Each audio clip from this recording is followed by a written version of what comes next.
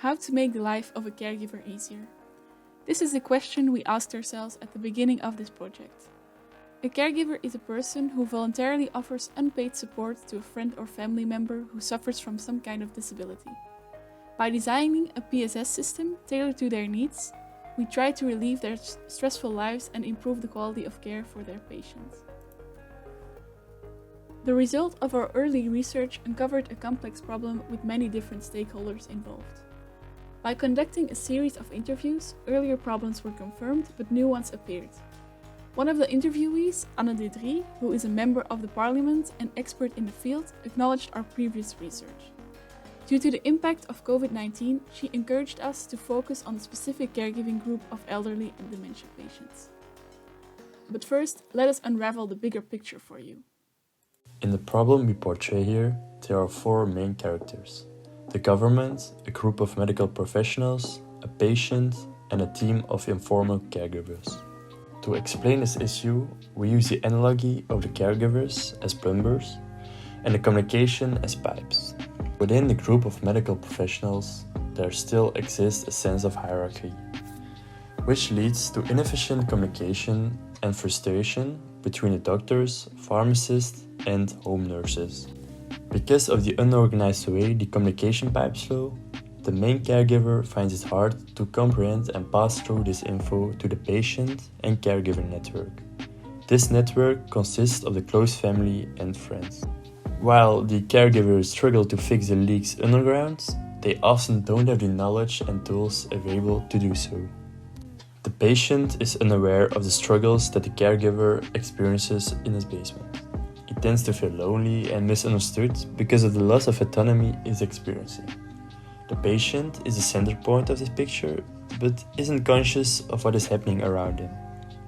Although the government tries to provide help through financial support and recognizability, they aren't successful at spreading the information.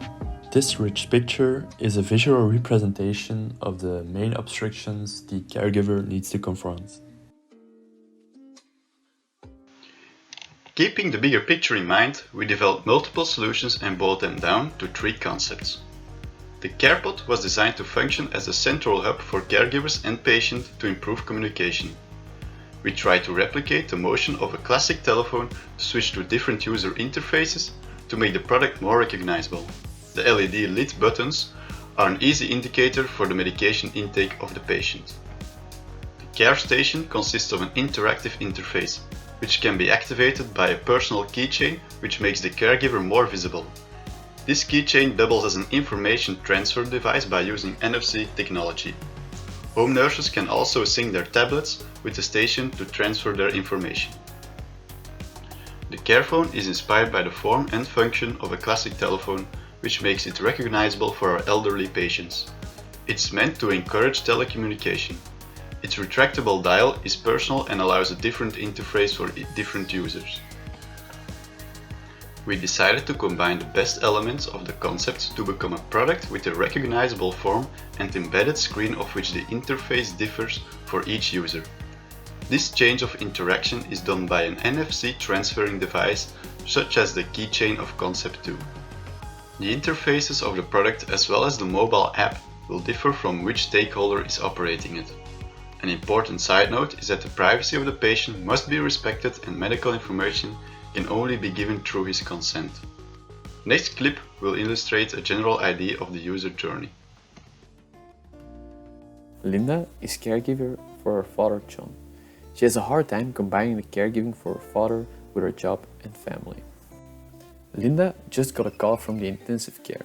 Her father fell down and was brought to the city hospital. John is an 89-year-old man who suffers from dementia. He is dependent on the help of his children since 3 years. John has injured his hip during his fall. He is in need of revalidation and some extra medication to prevent inflammation. Linda is a bit overwhelmed by all the information the doctor told her. The doctor picks up on her stress and proposes CarePhone, a tool that might be helpful for her. Linda gets a brochure about CarePhone from the doctor. For further information, she needs to contact the mutuality of her father. Linda decides to pay a visit to John's mutuality to get more info about CarePhone.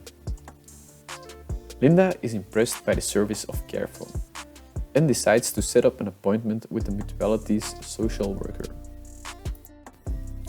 The social worker tries to get insight in the family's situation and tries to set up the Carephone platform tailored to the family's needs. After a couple of days, Linda receives the Carephone and her credentials to log into the Carephone app. The Carephone is placed in John's living room. For John and every caregiver, an NFC-embedded keychain is added in the Carephone box. This keychain can be used as an information transfer device and to unlock a personalized interface. When visiting the doctor, the keychain can be scanned. All the information the doctor selected will be transferred to the keychain. Some examples can be prescriptions and diagnosis. Carephone also developed a web app for medical professionals, which makes communication between professionals easier, and it provides a platform for feedback. After visiting the doctor, Linda needs to get the medication for her father. After scanning her keychain, the pharmacist sees the prescribed medication and some notes of the doctor. When arriving home, Linda scans her keychain, which updates the Carephone and the app with all new information. This way, all caregivers can see the updates at once.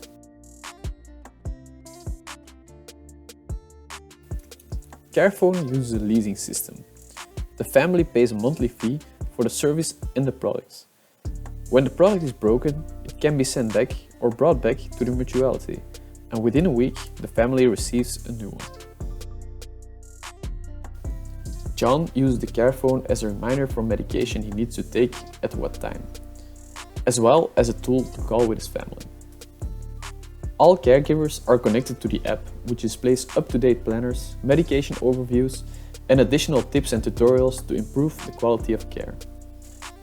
Home nurses can scan their tablet with the Carephone to get information about the patient. They can also add an overview of the tasks they did and some notes about the caregiving process.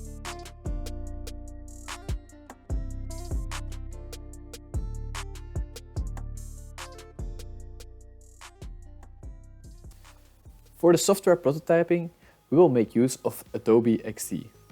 Adobe XD is a vector-based user experience design tool for web and mobile apps. In this way, we can make a working app which we can showcase to real-life customers. To rapidly test concepts, we will use a mixture of cardboard and blue foam. For the hardware prototyping, we're planning to model our device in SolidWorks. This CAD file will later on 3D print.